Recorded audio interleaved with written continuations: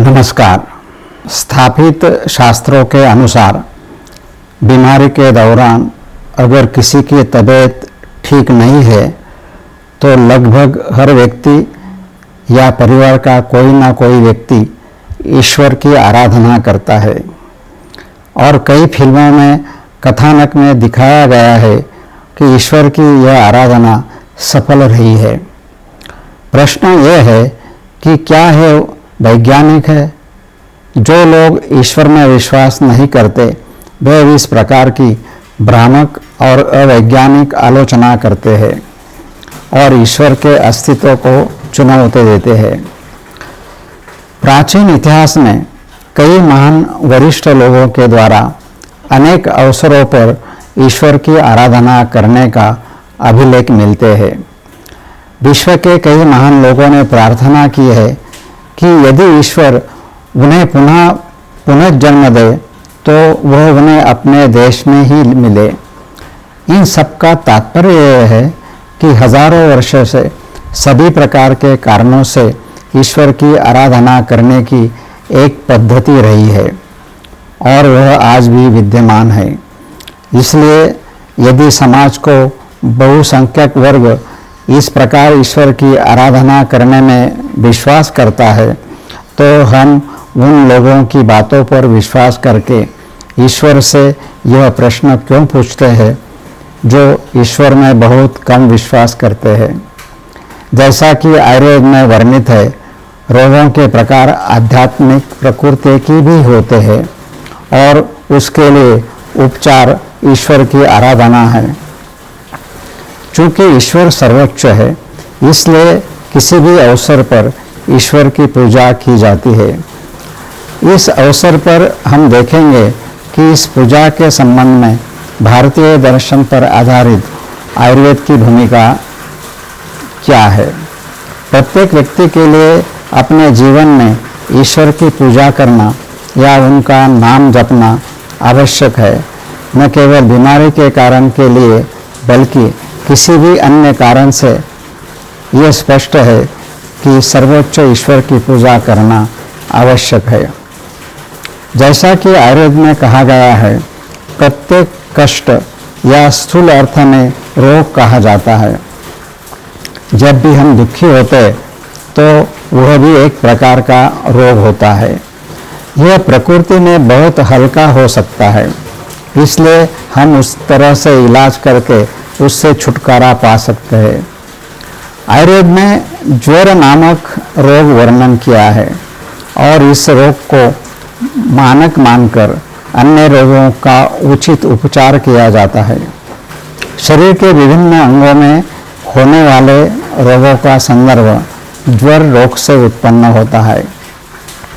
आयुर्वेद में एक अनोखी बात यह है कि रोग या रोग के वैकल्पिक शब्दों में से ज्वर भी एक है। इसका स्पष्ट अर्थ यह है कि कोई भी कष्ट ज्वर रोग हो सकता है और कोई भी रोग ज्वर हो सकता है। अर्थात यह निश्चित है कि ज्वर का उपचार भी सभी के लिए बहुत महत्वपूर्ण है। और यदि प्रत्येक कष्ट या दुख एक रोग है तो उसके लिए ज्वर भी उपचार है। इसके लिए आयुर्वेद में भगवान की पूजा का उपाय और क्रम दिया गया है। आयुर्वेद के अनुसार पूजा के लिए दिए गए क्रम को देखना महत्वपूर्ण है। इसमें सर्वश्रेष्ठ पूजा भगवान विष्णु की बताई गई है।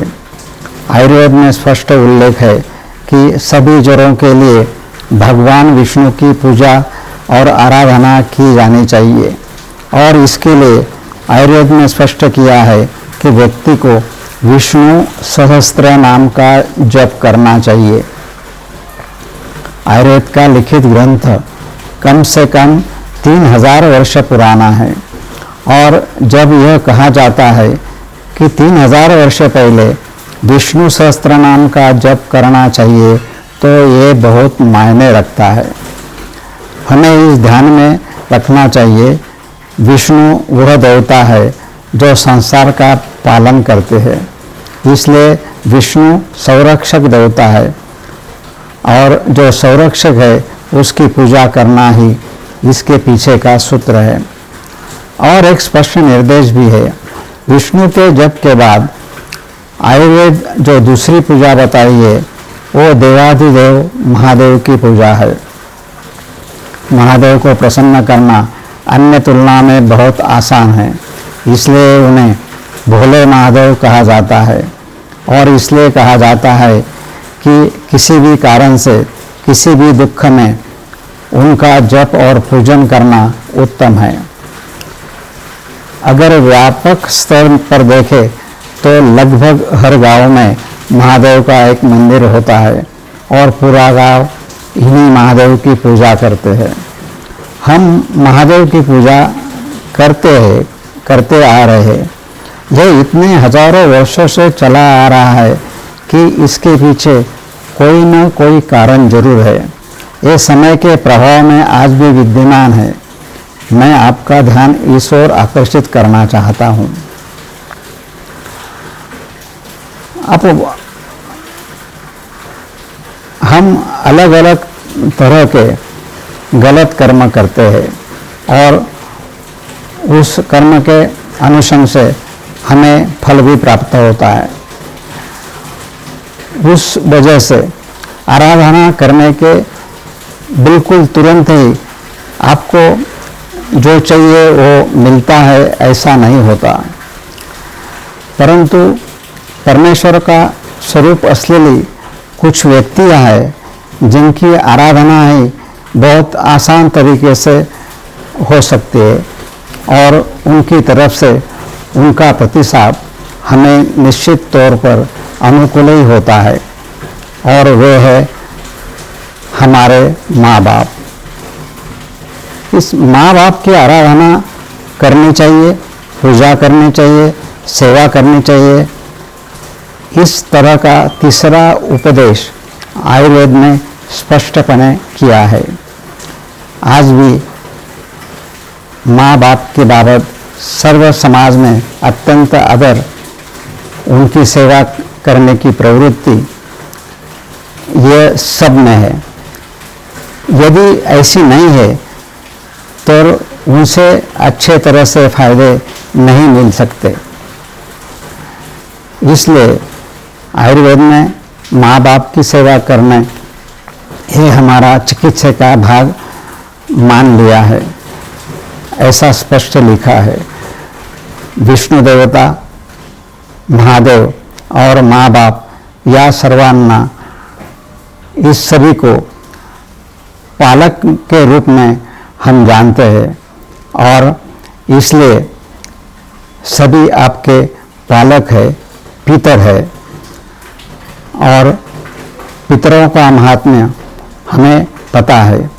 पितृपक्ष में हर कुटुंबीय आपके पितरों की आराधना करते हैं। विष्णु देवते से माँ बाप तक सब पितृपक्ष में श्राद्ध किया जाता है।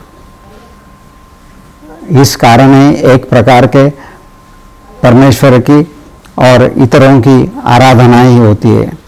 अच्छा लगे तो सब्सक्राइब करो, शेयर करो। धन्यवाद।